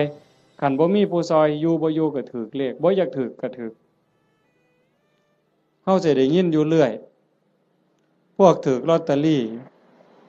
ถูกแจ็คพอตบางเทื่อก็แม่ค้าขายผักบางเทื่อก็3ล้อบางเทื่อก็คนกวาดถนนพวกเรานี่บ่ได้ซื้อประจำดอกกวาดถนนไปเข็นผักไปรู้ตนเห็นคนตาบอดเห็นคนพิการที่มาขายลอตเตอรี่เฮามีใจรู้ตนนี่คนทุกข์นี่จะรู้ตนกันบางเทื่อก็บ่อยากได้บ่อยากซื้อแต่ว่าเพราะอยากอุดหนุนเขาหยิบให้แน่บ่เบิ่งฮอดตัวเลขซื้อมาแล้วก็ใส่กระเป๋าไว้บ่หัวซ่าเลขออกไว้แล้ว2มื้อ3มื้อจังมาคิดพ้อตรวจเบิ่งก่อนนะนั่งว่างๆตรวจเบิ่งถูกซ้ำนี่เป็นผลบุญจากการให้ท่านตามการตามสมัยคือกฐินจังซี่อันนึงคนตกรถตกเรือบ่มีค่ารถจังซี่ลูกกำพร้าคนด้อยโอกาสจังซี่คนถูกไฟไหม้บ้านน้ำท่วมหน้าหนาวบ่มีเสื้อผ้าห่มเฮาซอยเหลือในข้าวที่คนอื่นเดือดร้อนนี่มันเป็นการละท่านผลบุญเกิดเฮาสิได้มีคนซอยเหลือท่านการท่านเวลาการให้ท่านโดยจิตโดยความเคารพที่ว่ามาวังหันข้อที่2ขามมานิดนึงเคารพในผู้รับทานเคารพในวัตถุท่านผลบุญเกิดสิได้ลูกดีผัวดีเมียดีข้าทาสบริวารสิเป็นคนซื่อสัตย์ไว้ใจได้ว่างใจได้มีอานิสงส์หมดเด้4กฐินนี่ก็เข้ามาในนี้อีกทานด้วยจิตหวังอนุเคราะห์ตามธรรมดางานกฐินมันสิเป็นเรื่องของพระเรื่องกฐินเป็นเรื่องของพระบ่เกี่ยวกับโยมออกพรรษามามื้อวันแฮม1ค่ำเดือน11จนฮอดวันเพ็ญเดือน12ระยะเวลา1เดือนนี่ภาษาธรรมเพิ่นสิเอิ้นว่าจีวรการเวลาแห่งการแสวงหาผ้า ออกพรรษาปั๊บเพิ่นก็สิแยกย้ายกันไปเพราะว่าผ้าสมัยเก่ามันบ่ได้ดีคือซุมื้อผ้ามันเปื่อยเป็นฝ่ายอีโป้แม่นบ่พ่อใหญ่อาตมาก็ได้ใช้อยู่ย้อนหลังไป40กว่าปีหั่นฝ่ายตำเอาเองมันบ่ได้เหนียวบ่ได้หมั่นปานนี้มายิ่งสมัยก่อน 2,600 กว่าปีโยมว่ามันสิปานไหนไปเก็บมาจากกองขยะผ้าห่อศพจังสิผ้าเปื้อนประจำเดือนไม่ออกก็ไปถิ่มจังสิผ้าไปฉีกก็มาต้มน้ำเลือดน้ำเหลืองออกซักน้ำออกมาเย็บเป็นผืนแต่บัดมื้อนี้ย่ายผู้เป็นเจ้าภาพพร้อมลูกพร้อมหลานเขียนหนังสือว่าสั่นก็ถือพานดอกไม้ไปกราบหลวงพ่อเจ้าอาวาสหลวงปู่หลวงตาผู้บาอาจารย์บ่ต้องลำบากเด้อบ่ต้องกังวลเด้อเรื่องกฐินปีนี้ข้าน้อยสิพาลูกพาหลานพาพี่พาน้องเฮ็ดถวายดอกเด้อให้ครูบาอาจารย์สบายใจได้ศึกษาธรรมะปฏิบัติธรรมะมาบอกมาสอนพวกผู้ค้านี่คือการให้ทานด้วยจิตหวังอนุเคราะห์นั่งเมื่อให้ทานโดยจิตหวังอนุเคราะห์จังสี่ผลบุญมันเกิดในเมื่อผลบุญเกิดขึ้นมาปั๊บเพิ่นบอกว่าเฮาสิได้ใส่ได้สอยแต่สิ่งดีสิ่งงามของเหลือเลือกเขาก็เป็นของดีเขาเลือกไปหมดแล้วเหลือไว้อันเดียวเฮาเอามาใส่ก็สิเป็นของดีมีคุณภาพมีความคงทนอันนี้บุญได้เป็นผู้เอาให้บ่มีพระเจ้าทั้งใดโดนบันดาลบ่มีพระพรหมทั้งใดลิขิตแต่ว่าผลบุญผลกรรมของแต่ละคนที่ตนเองสร้างตนเองเฮ็ดมันสิส่งผลเองนี่ให้ท่านโดยจิตหวังอนุเคราะห์กฐินก็ในหันจังว่ามันเป็นบุญหลายให้ท่านโดยการบ่เบียดเบียนบ่เบียดเบียนตนเองบ่เบียดเบียนผู้อื่นก็คือในงานนี่บ่เห็นเหล่าเฮาบ่เบียดเบียนเขาโดยเอาเหล่ามาเกลือเขามันดีซั่นบ่คันด้วยความเข้าใจด้วยความมักก็สิว่ามันดีแต่เว้าด้วยความเป็นจริงโยมก็คิดเบิ่งบัดคันว่ามันดีเลี้ยงเหล่ามันดีนี่ลูกเฮาน้อยๆเอาเหล่ากอกมันเบิ่งสมมุติไปเล่นในบ้านผู้เฒ่าจับเอาเหล่ากอกหลานเฮานี่ยายสิว่าจังได๋ยามผัวเมาเหล้านี่สำบายใจบ่ไปนั่งกินอยู่นั่นก็เคิกเวลาเฮ็ดหน้าแล้วอันนั้นบ่ทันเมาได้แต่นั่งกินอยู่นั่นก็บ่แห้งแล้วเธอเมาล้มป่องงองนอนคาบหญ้ามาเลียปากอยู่หั่นไปลูกก็อยากอายคนเมียก็อยากอายคนเคิกเวียกไปอีกเป็นมื้อดีบ่ดีทะเลาะวิวาทตีกันหัวล้างข้างแตกขึ้นโรงขึ้นศาลอีกหวยแขนหักขาขาดพิกลพิการลูกกำพร้าเต็มบ้านเต็มเมืองนี่ย้อนเหล้ายังสิว่าดีอยู่อำเภอรัตนะนี่บ่ปานใดดอกเนาะไก่สุรินทร์จักหน่อยคนสุรินทร์ไม่กินสุรายังว่าหมาสุรินทร์เสยอยู่เว้ยแต่ว่าสมัยมันเปลี่ยนแล้วเนาะไปอยู่ศรีสะเกษแทนแล้วบัดนี้อันนั้นก็บ่ยอมแพ้คือกันได้ทั้งนั้นก็ได้แต่ว่าเฮานี่มันพัฒนามาแล้วโยมเห็นบ่มันบ่ดีเฮาก็จังทำบุญโดยการบ่เบียดเบียนคันเฮาทำบุญด้วยการไม่เบียดเบียนนี่พระพุทธเจ้าเพิ่นบอกว่าเมื่ออานิสงส์เกิดผลบุญมันทรงเต็มที่เฮามีดินมีดอนมีไหมีหน้าเฮือนซ่านบ้านซองทรัพย์สินสมบัติโจรลักบ่ได้ไฟบ่ไหม้ของเฮาลมบ่พัดของเฮาให้เสียหายเห็นบ่เพิ่นจังว่าเฮ็ดบุญกฐินมันได้บุญหลายมันก็แม่นกันเฮ็ดเป็นบ่เป็นก็จอดคือกันลงทุนเป็นแสนเป็นล้านก็ลองเบิ่งที่ล่ะกันเฮ็ดแบบว่านะนี่ขาหมูขางัวสั้นขาสังลางไปนี่ผู้ใดมาก็ปาดก้อยซกเล็กอยู่กับนี่รถเอาลองเบิ่ง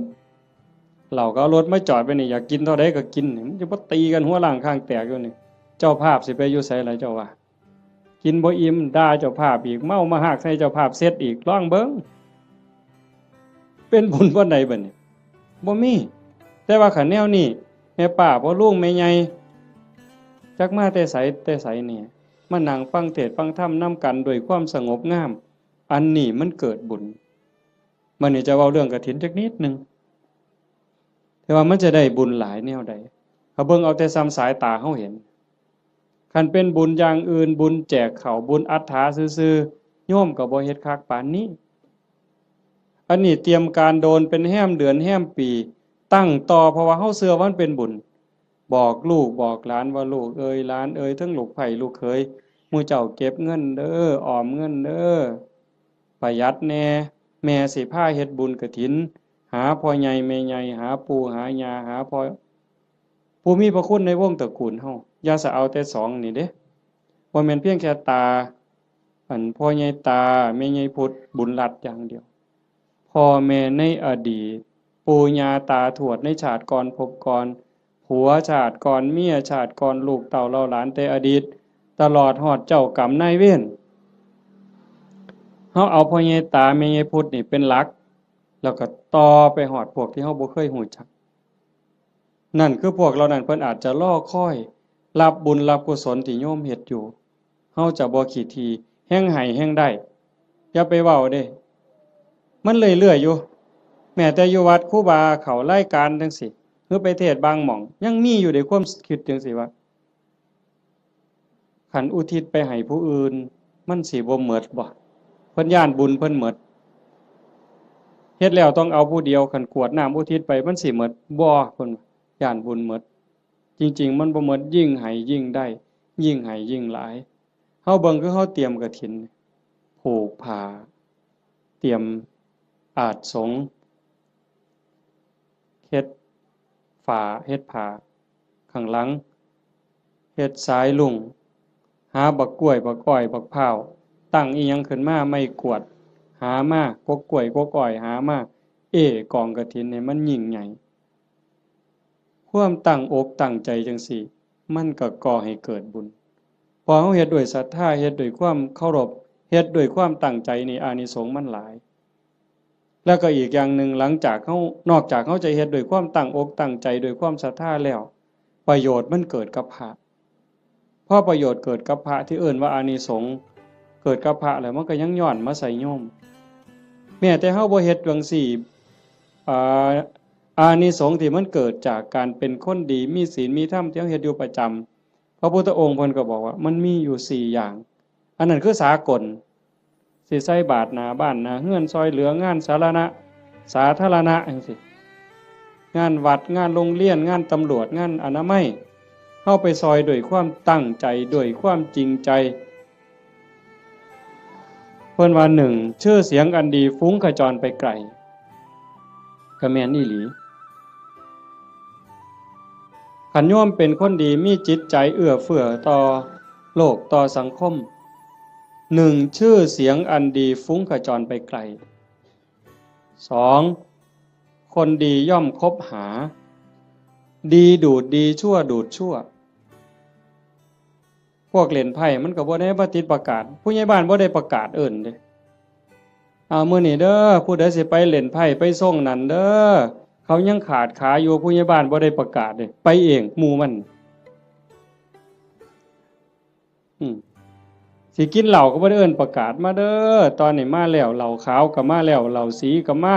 เบียร์ก็มาหมดทุกยี่ห้อฟ้าวมาบ่ได้เอิ้นไปเองมันดูดกันไปดีดูดดีชั่วดูดชั่วอันซุ่มไปวัดปฏิบัติธรรมนั่งสมาธิอันนี้ก็บ่ได้ยากคือกันไปแล้วบ่เฒ่าพร้อมแล้วบ่โทรศัพท์ถ้าค่อยได้เด้อไปโลดเห็นบ่อันนี้คือกันอานิสงส์ของคนเฮ็ดคุณงามความดีชื่อเสียงอันดีฟุ้งกระจรไปไกล2คนดีย่อมคบหา3เป็นที่รักของมนุษย์และเทวดามนุษย์คือผู้มีใจสูงใจดีใจงามมีศีล5เต็มเปี่ยมมีกุศลกรรมบท10หวังดีต่อพี่ต่อน้องนั่นคือมนุษย์เป็นมนุษย์คนแล้วก็เทวดาคนมีหิริมีโอตตัปปะนอกจากมีศีลแล้วมีธรรมแล้วก็ยังอายซัวกลัวบาปเข้ามากำกับในใจอีกนั่นเป็นมนุษย์เทโวเทวดาคนยังเป็นนี่แหละแล้วเทวดาที่เฮาบ่เห็นโตเพิ่นก็ย่อมคุ้มครองรักษาคนเฮ็ดบุญคนสร้างบุญเป็นหยังเพราะว่าคนดีคนเฮ็ดบุญคนสร้างบุญนี่เขาสร้างบุญเทวดาก็สาธุเทวดามาทอดกฐินบ่ได้ดอกโยมเชื่อบ่ เทวดามาทอดกฐินบ่ได้เทวดาสิมายกผ้าเข่าถวายพระบ่ได้เฮ็ดจังได๋ล่ะก็สาธุล่ะเห็นหมู่เฮาเฮ็ดมื้ออื่นนี่เพิ่นก็สาธุนั่งฟังเทศน์นี่เพิ่นก็สิสาธุนำเฮาเนี่ย เพิ่นก็ได้น้ำเฮาเพิ่นยังว่าเป็นที่รักของมนุษย์และเทวดาเพิ่นหักเพิ่นคุ้มครองเพิ่นรักษาเพราะว่าเพิ่นได้บุญนำ4เวลาสิตายก็ไม่หลงลืมสติตายจำเป็นแต่เด้คันคนสร้างดีสร้างงามสร้างบุญอยู่บ่อยๆจิตใจมันสิกอดเกี่ยวพันอยู่กับบุญกับกุศลจิตบ่เศร้าหมองจิตบ่กังวลจิตบ่เป็นทุกข์มันก็ย่อมไปสู่สุคติไม่หลงลืมสติตายแต่คันคนไปลักเขาแน่ไปฆ่าเขาแน่ตั้งแต่นอนมันก็สะดุ้งเคยเห็นบ่ล่ะเคยเป็นบ่เจ้าไปเฮ็ดแนวบ่ถูกต้องบ่ดีบ่งามมานอนก็สะดุ้งอย่าสะเว้าแต่บัดสิตายเด้นี่นอนบ่เป็นหลับเป็นตื่นพวกไปลักเขาไปปล้นเขาไปฆ่าเขามานี่โหมันสิสะดุ้งแม้กระทั่งการอยู่การกินคันแม้แต่สิกินข้าวทั้งเทื่อก็สงสัยมันสิวางยากูบ่น้อปุ่นเด้มันสิหาความสุขได้บ่ใดบ่นี่เจ้าว่าคันคบกับคนบ่ดีอยู่ในสังคมจังซั่นแม้แต่สิกินน้ำแม้แต่สิกินข้าวก็เกิดความระแวงมันจังหาความสุขที่แท้จริงบ่ได้คันบัดล้มป่วยล้มหมอนนอนเสือใกล้สิตายเบิ่นบาปกรรมต่างๆไปฆ่าเขาไปตีเขาไปลักเขาไปปล้นเขาเถียงพ่อเถียงแม่เฮ็ดให้พ่อแม่ทุกข์อกทุกข์ใจมาหลอกมาหลอนจิตเศร้าหมองปั๊บตายในขณะที่จิตเศร้าหมองก็ทวนเลยคำว่าทวนนี่ตรงข้ามกับดองเด้ทวนนี่ตกลงทั้งต่ำแต่ดองนี่ขึ้นทั้งสูงเด้เห็นหลวงปู่ผายดอกว่าอยู่วัดปีกายเนี่ยอาตมาก็เว้าเรื่องนี้ทวนได้ปู่ผมบ่ทวนดอกอาจารย์ผมสิดองเนี่ยเห็นบ่ไม่หลงลืมสติตายหากเมื่อจากโลกนี้ไปจะไปอุบัติยังสุคติมีสวรรค์เป็นต้นนี่คนเฮ็ดบุญสิเดินสายนี้มื้อนี้กฐินน่ะกฐินเฮาทอดกฐินปั๊บพระก็สิได้หาเนี่ยเวลาในการแสวงหาผ้าจากฮอดวันเพ็ญเดือน12สิยืดไปฮอดเดือน4เพ็งนี่คือเวลายืดไปอีก4เดือน2พระสิเก็บผ้าไว้ได้ตามต้องการปกติพระสิมีผ้าแค่3ผืนเพิ่นเอิ้นว่าผ้าไตรเฮาก็เว้าอยู่ซุมื้อละผ้าไตรบางบ้านก็ผ้าไตรบางบ้านก็ผ้าไกแล้วแต่สิว่านี่คือบ่ฮู้จักจริงๆผ้าไตรไตรนี่แปลว่า3ผ้า3ผืนสบง1จีวร1สังฆาติ1นี่คือผ้าอธิษฐานคันมีเกินนั่นเอาผ้าจีวรหามาได้อีกผืนนึงเอาไว้เสยนี่คันครบ10มื้อบ่สละให้เณรบ่สละให้พระภิกษุรูปใดรูปหนึ่งบ่สละให้สงฆ์เป็นนิสสักขิยปาจิตตีผ้าผืนนั้นใส่บ่ได้ไปแตะไปต้องไปสู้นไปใส่บาปทุกเที่ยวเป็นบาปเป็นโทษเป็นอาบัติเมื่อโยมทอดกฐินแล้วอย่าว่าแต่4ผืนเลยเอาไว้เต็มเฮือนนี่ก็บ่เป็นหยังเอาไว้เต็มเดินวัดก็บ่ผิดนี่คืออานิสงส์ที่พระได้เก็บผ้าไว้ได้ตามต้องการ3เมื่อจากอาวาสสิไปไสก็ตามไม่จำเป็นต้องเอาผ้าไปครบสำรับบางหันว่ามีเกิน3บ่ได้มื้อนี้ขาด3บ่ได้มื้อนี้ข้อที่3เพิ่นเอิ้นว่าปราศจากจีวรสมมุติว่ามันบ่ทันได้ออกพรรษาบ่ทันได้รับอานิสงส์พรรษาอานิสงส์กฐินอาตมาอยู่วัดเคยมันเป็นวัดป่าเนาะกุฏิอยู่ไกลๆจังซี่ยามมื้อแลงนุ่งผ้าสบงสงน้ำมาตากไว้อยู่กุฏิบัดยามมื้อเช้ามาทำวัดอยู่ศาลามาอยู่พี่อยู่ศาลาจนแจ้งผ้าสบงผืนนั้นไปใส่อีกบ่ได้มันเป็นผ้าขาดราตรีเพิ่นเอิ้นว่าเป็นนิสสักขิยปาจิตตีผ้าสบงผืนนั้นต้องสละให้สามเณรต้องสละให้พระรูปหนึ่งหรือสละให้สงฆ์คันบ่สละไปแตะไปใส่ไปจับไปต้องขึ้นมาปั๊บต้องนิสสักขิยปาจิตตีเป็นบาปทุกเที่ยวโยมแต่ในเมื่อโยมทอดกฐินแล้วปั๊บได้รับอานิสงส์อย่าสว่าแต่อยู่ในวัดเอาผ้าถิ่มไว้ในวัดพูนไปเที่ยวเล่นอเมริกาเสยคิดม่วนพูนขี่ยานอวกาศไปเล่นดาวอังคารเสยบ่บาปบ่ผิดอานิสงส์ที่โยมทอดกฐินมันคุ้มครอง4 ฉันคณะฉันเป็นวงได้ฉันปรัมประฉันดูได้ที่จริงพระพุทธเจ้าเพิ่นขอร้องให้พระนี่ฉันในบาตรมันบ่ยากกับผู้อื่นแล้วก็ฉันเธอเดียวเฮาบ่ได้ทำให้ทำหน้าบ่ได้ไปแบกไม้ไงต่อหากินเองบ่ได้กินดูหลายโยมเขายากเมืองสิซะ ออกซื้ออาหารบ่ได้จังซี่แต่เมื่อโยมทอดกฐินแล้วปั๊บก็สามารถ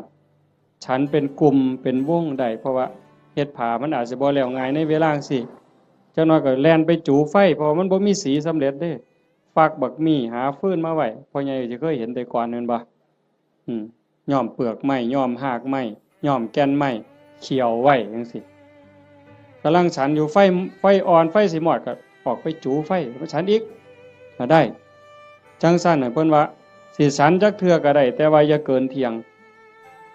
คันพ่อทอดกฐินแล้วก็เป็นแบบนั้นบ่เป็นโทษพอที่หานะที่พระได้ลาภสักการะที่เกิดขึ้นคือของเอากองกฐินไปถวายมื้ออื่นเป็นของพวกเธอที่จำพรรษาในอาวาสนั้นพระในวัดบ้านเฮานี่วัดอีหยังบ้านวัดค่ำศรีบ่วัดค่ำศรีบ้านบึงพระที่จำพรรษายังวัดค่ำศรีบ้านบึงเป็นผู้ได้รับของทั้งหมดเนี่ยเจ้าคณะจังหวัดสุรินทร์มันร่วมนำคือสิสมเด็จสังฆราชมาร่วมรับกฐินนำมื้ออื่นก็บ่ได้ดอกโอ้ยข่อยเป็นสังฆราชเด้อผ้าพื้นนี่ข่อยสิเอาดอกถูกใจแท้ๆบ่ได้เด้โยมบ่ได้นอกจากพระวัดเฮาสิตกลงปรงใจถวายจังสิได้เป็นของภิกษุที่อยู่ในวัดเราโยมได้หาขอจำได้ล่ะตัวพระได้หาขอไหม1เวลายืดไปหอดเดือน4แม่นบ่2เก็บผ้าไว้ได้ตามต้องการ3ไปปราศจากจีวรก็ได้4ฉันคณะฉันปรัมประออกชื่อโภชนะได้เพิ่นจังเฮาสิได้ยินครูบาอาจารย์เพิ่นบอกเรื่อยๆว่านิมนต์ฉันเพลนิมนต์ฉันจังหันบ่แม่นอาจารย์นิมนต์ฉันตำบักหุ่งบ่ได้อาจารย์นิมนต์ฉันต้มปลาอันนี้ก็บ่แม่นนิมนต์ฉันข้าวอันนี้ก็บ่แม่นคันรับกฐินแล้วก็ได้อยู่จังซี่นะแต่เฮาก็บ่จำเป็นก็จักสิไปว่าเฮ็ดหยังเนาะก็แล้วไปดอกบัดนี้โยมได้หยังหมด1อายุยืนผู้ทอดกฐินผู้ร่วมไปอนุโมทนากฐิน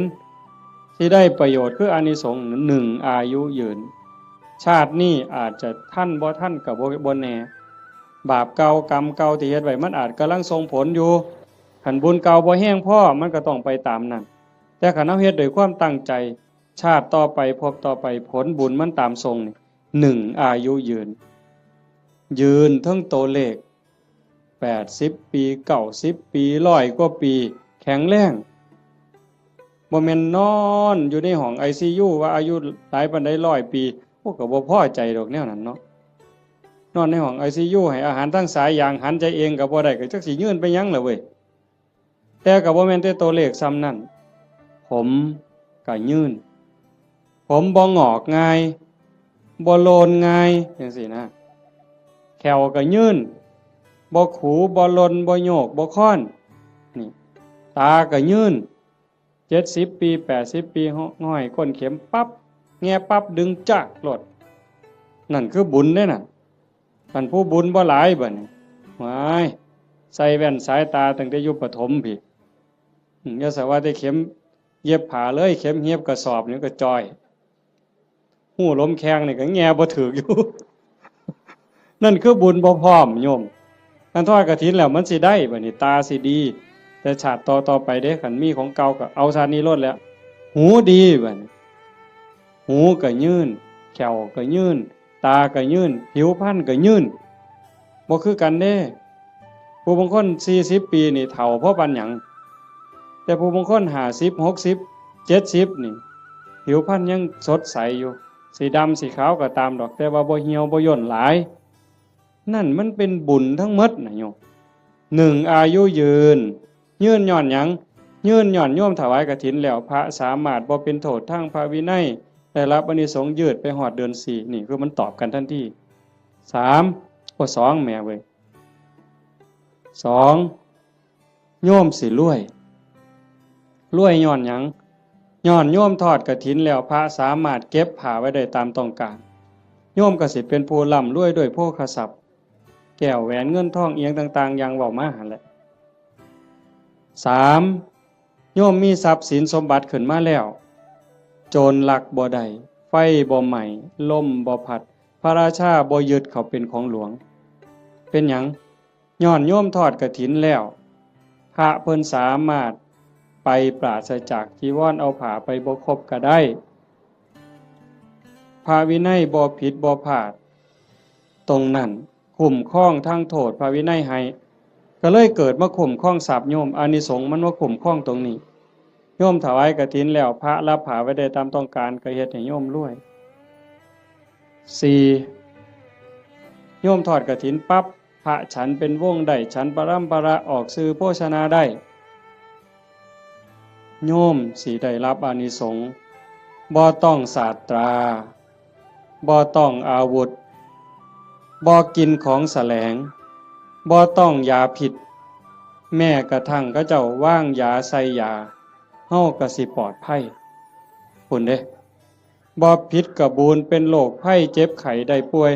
สิบ่เป็นกินของแสลงบ่ผิดโรคจากอาหารการกินเหล่านั้น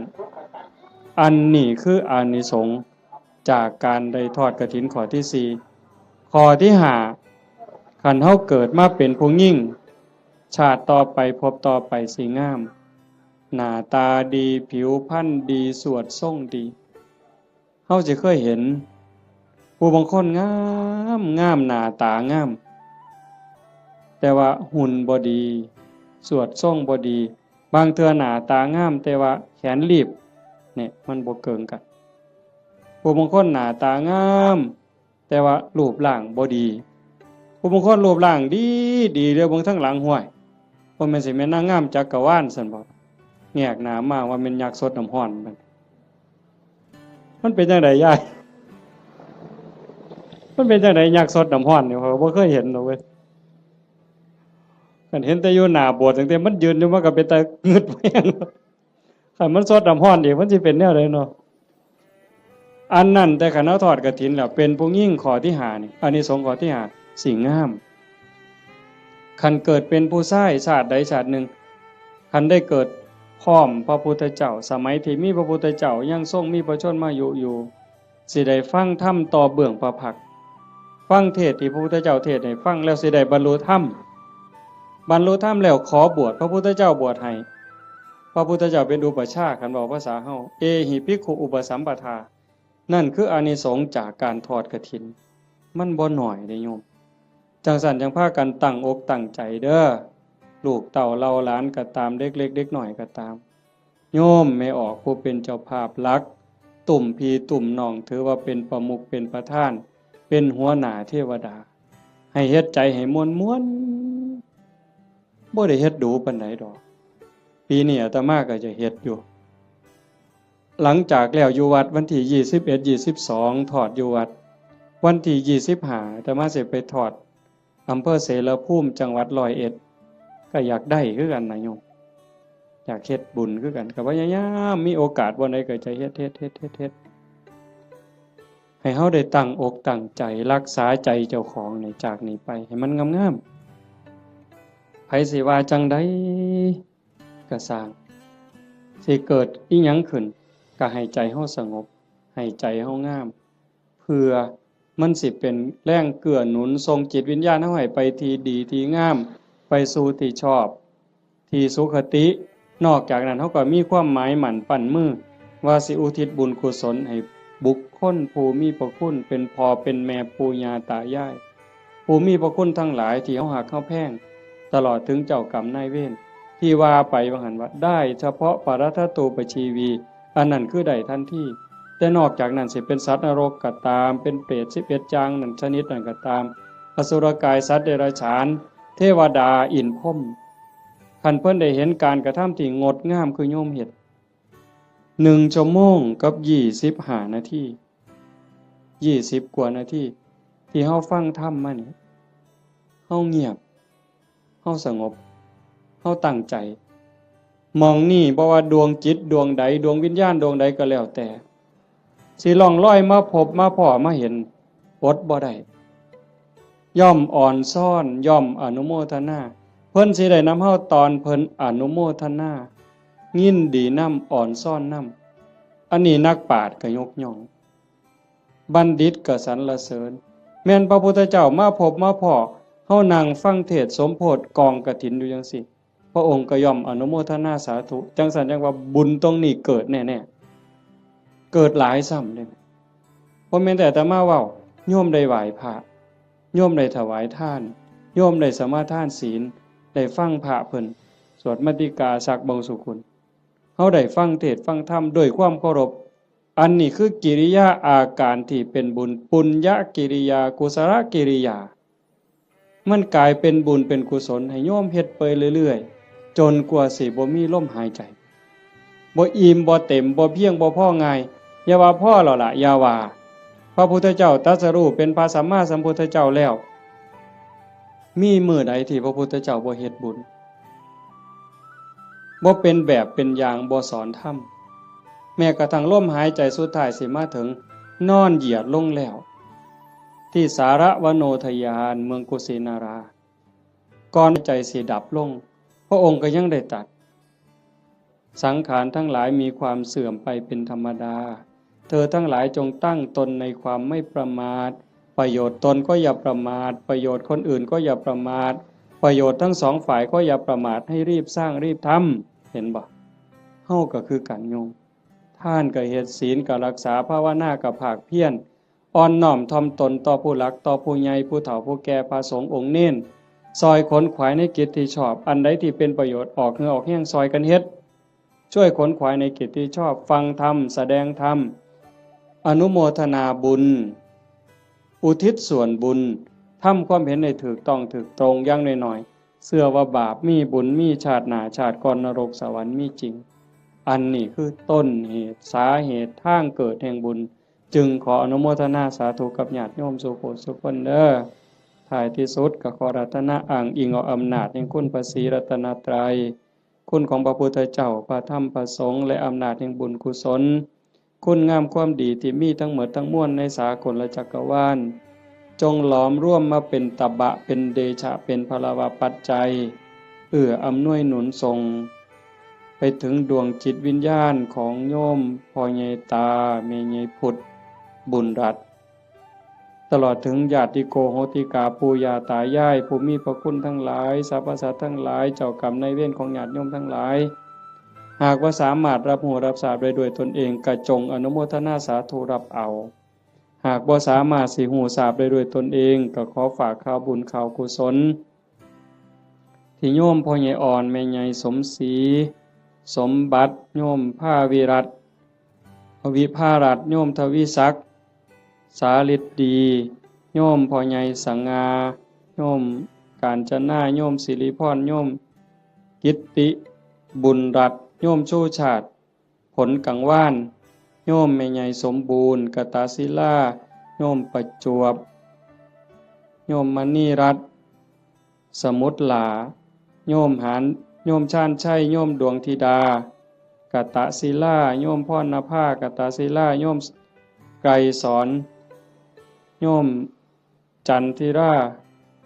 ตะการจันทร์พร้อมทั้งญาติโยมหมดสุขุสุคนได้สร้างได้ทำในข้าวครั้งนี้ฝากไปกับปวงเราเทพเทวดานางธรณีภูมิญาณวิถีอันเป็นทิพย์จงนำข่าวบุญส่วนนี้ไปแจ้งแก่ดวงจิตวิญญาณพ่อใหญ่ตาโยมแม่ใหญ่พุทธบุญหลาดพร้อมทั้งปู่ย่าตายายผู้มีพระคุณบุคคลอันเป็นที่รักของท่านเจ้าภาพของญาติโยมทั้งหลายให้ได้รับรู้รับทราบแล้วจงอนุโมทนาสาธุรับเอาหากว่ามีความทุกข์ก็ขอบุญกุศลส่วนนี้จงถ่ายถอนให้ได้พ้นไปจากความทุกข์หากว่ามีความสุขดีอยู่แล้วก็ขอให้ได้มีความสุขยิ่งขึ้นไปสุดท้ายขอบุญกุศลเหล่านั้นจงสะท้อนย้อนกลับมาปกปักรักษาคุ้มครองญาติโยมสุขสุขคนให้เป็นผู้แกล้วกล้าอาถรรพ์ร่าเริงในการสร้างบุญสร้างกุศลสร้างคุณงามความดีให้ยิ่งขึ้นไปให้เป็นผู้เจริญงอกงามในจตุรพิตรพรชัยคืออายุวันนะสุขภละปฏิภาณธรรมสารสมบัติเป็นผู้มีสัมมาทิฏฐิมีโอกาสประพฤติธรรมปฏิบัติธรรมให้ได้เข้าถึงธรรมที่บ่ทันได้เข้าถึง ได้หู้แจ้งธรรมที่บ่ทันได้หู้แจ้งจนสามารถนำตนให้พ้นทุกข์ได้มีความสุขกายสุขใจ